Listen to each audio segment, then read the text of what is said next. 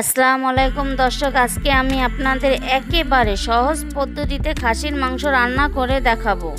অনেক সময় রান্না করতে ইচ্ছে করে না, তাই এই পদ্ধতিতে সহজেই রান্না ঝটপট শেষ করতে পারবেন। প্রথমে আমি 5 কেজি মাংস নিলাম।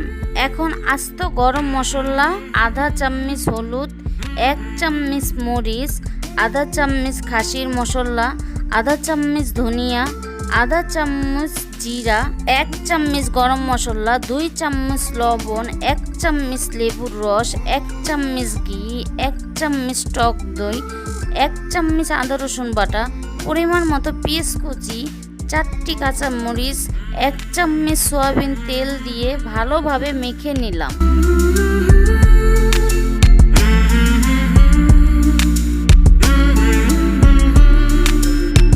মগ পানি দিয়ে নেড়ে ঢাকনা দিয়ে ঢেকে দিব।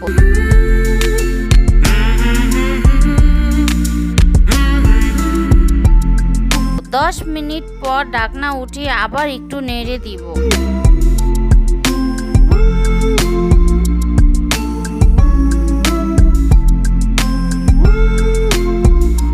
আবার একটু ঢাকনা দিয়ে ঢেকে দিব।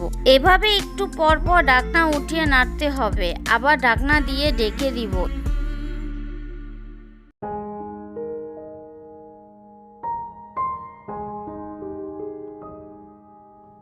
একটি পাত্রে মাংসগুলো উঠিয়ে দেখবেন সিদ্ধ হয়েছে কিনা। আমি শাহনাজ পারভিন। রেসিপিটি ভালো লাগলে লাইক এন্ড সাবস্ক্রাইব করবেন।